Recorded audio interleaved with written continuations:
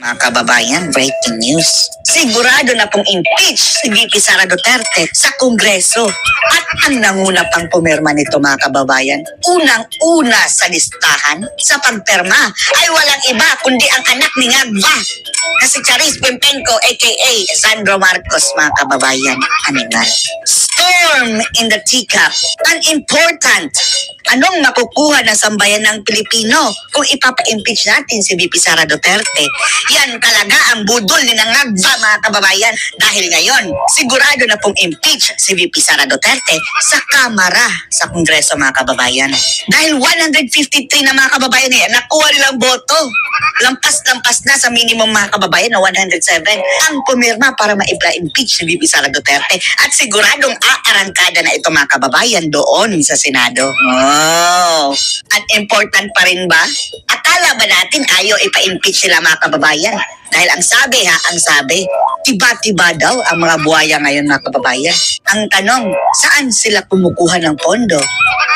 Kung hindi ito, binabakapan ng executive mga kababayan ni Ngagba. Oh, panoorin niyo po. Kinumpirma ng isang opisyal ng Kamara na nakapirma na sila ng sapat na bilang ng pirma. Impeach na si VP Sara Duterte mga kababayan sa Kamara. Formality na lang, announcement na lang ang kulang dahil 153 na Nasa mga mambabatas para ipa-impeach si Vice President Sara Duterte. Pero aakyat pa ito sa Senado mga kababayan ha. Kagaya noong panahon ni ERAP, doon po sila maghihiring mga kababayan. At sana nga, patutuloy yung sabi ni PRRD na maging abogado siya ni Sara Duterte doon sa Senado. At tayo po nasa Kamara, nasa frontline ng balitang yan, si Marian Enriquez. Naku, Marian, mukhang hinabol talaga nila, no? Hinabol ng mga buhaya, mga kababayan, last day, ha? Kongreso, ilan na ba ang nakapirma dyan sa impeachment complaint? Tama ka dyan, Ruth. 153 nga. Wow! Sino-sino ang mga... Yung pirma yan mismo ha, ni House Secretary General Reginald Velasco. Nabuhayan ng loob si Reginald, yung matamlay mga kababayan. Pasado alas 10 nga kaninang umaga, nakita natin ang sunod-sunod na dumating ang mga kongresista para sa isang caucus o... Ang laki ng ngiti mga kababayan, no? Oh, ito mga kongresista.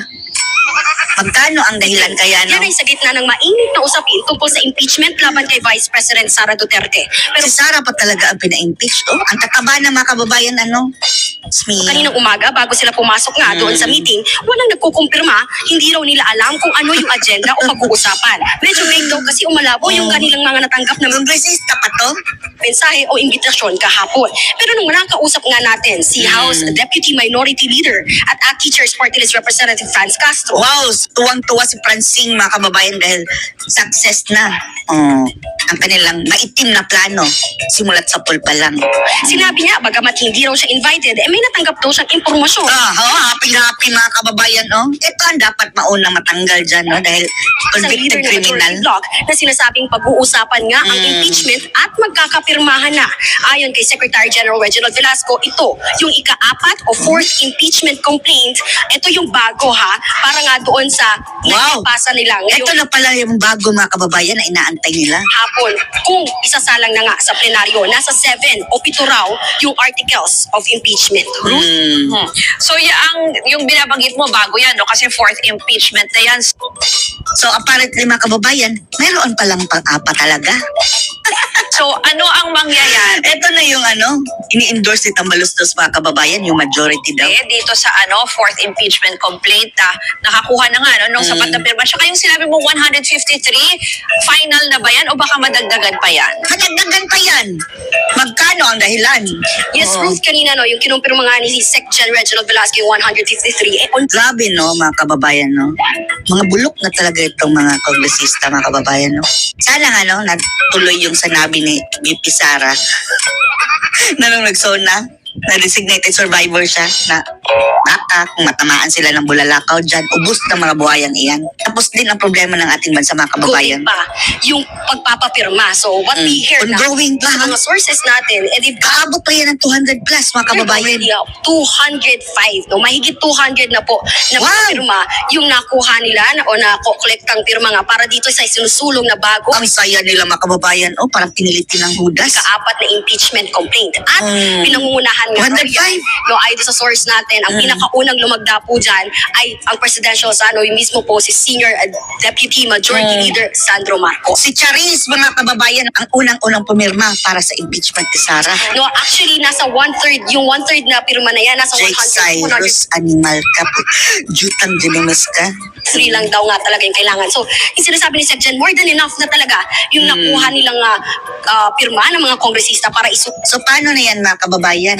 Budol lang talaga yung sinabi ni BBM na huwag ipa-impeach si Sara dahil anak niya oh!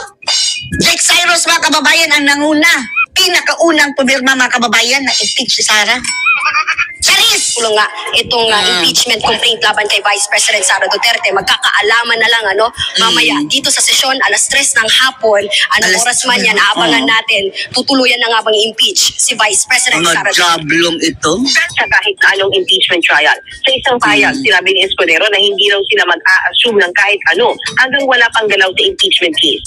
Sana ngayon mga kababayan bago mag-eleksyon dahil kapag sa next set of na mga kababayan officers ng Senate, maraming mga senatoriables ang pabor kay Ngagba. Ang mukha makakapasok mga kababayan. Wala raw basbas niya at hindi rin daw tama ang naging pahayag ng isang staff ng Senado tungkol dito. Kanina umaga kasi o kanina tanghali, sinulong ng Senate Public Relations and Information Bureau ang mga reporters dito sa Senado. Ala no, kawawa ang Pilipinas mga kababayan. Ganito na lang ba tayo? Kung sino pa yung matino mga kababayan, yan pa ang pinagkaisahan ng mga buhaya. Para sa maayos na coverage. Ay, naku, Nakaling ipadala na Diablo. sa kanilang impeachment complaint laban kay Vice President Sara Duterte. Huling araw na ngayon ang sesyon bago mag-break ang Senado para sa campaign period. Kaya kung i-aakit sa Senado ang reklamo, ngayong araw ito maaring gawin. Kung sakali, mismong ang Secretary General ng Kamara ang magdadala ng kopya ng reklamo at tatanggapin ito. So apparently mga kababayan, hindi na yan nahahabol Pero mayroon pa sila mga kababayan after election. Yan nga, tama nga sinabi ni Bato na before June 30, mayroon pang sesyon dyan sa Senado. Baka doon nila ihahabol mga kababayan. Yung counterpart sa si Senate Secretary Bantog. Dati nang sinabi ng ilang senador na kahit naka-adjourn ang sesyon ng Kongreso, magpo-convene ng impeachment court at magsasagawa ng impeachment trial ang Senado para talakayin ng articles of impeachment laban kay VP Duterte sakaling iaklat nga yan sa Senado. Pero yung kaninang nangyari, di ba sinabi mo nga kasi nagpatawag ng meeting yung isang bureau dyan, nakita ko nga parang may Grabe. oras pa, sabi 7 o'clock ata itatransmit So dyan. bad. So, ano nang expected nyo kayo dyan sa media? So, babantayan nyo na lang itong session mamaya dyan. Basically, bumaba sila dito sa may second floor para ayusin o para i-meet kami para sa isang maayos na coverage kung sakaling ang iakyat. Kasi alam naman natin, sa isa-isang malaking Pero sa setup ng Senado ngayon mga kababayan, mukhang paborable kay Sara Kung hindi babaliktad mga kababayan. Alam naman natin, dyan sa Kongreso pa lang, ang daming mga sip-sip kay dating Pangulong Duterte noon Mga pro-Duterte ko mga kababayan. Pero anong nangyari ngayon? 205 na daw iyon? Ang pumirma ng impeachment? Privilege isang malaking storyang yan. Siyempre, ine-expect na napakaraming cameramen, crew, reporters. So, ang gusto nila, maging maayos pa rin yung daloy. Kasi ibibigay yung mismong impeachment complaint kung sakasakali doon sa office niya ni Secretary Bantog sa 6th floor, which is maliit. So, kung magsama-sama yung mga crew at reporters, ay talagang masikip. So, ang mangyayari niya kung sakaling iakyat mamaya, walang papayagang media makalapit sa office ni Secretary Bantog, pero magkakaroon ng live streaming ang Senado at ang mga reporters ay dito lamang sa second floor, maghihintay kami para maka-interview ng mga kami. senador.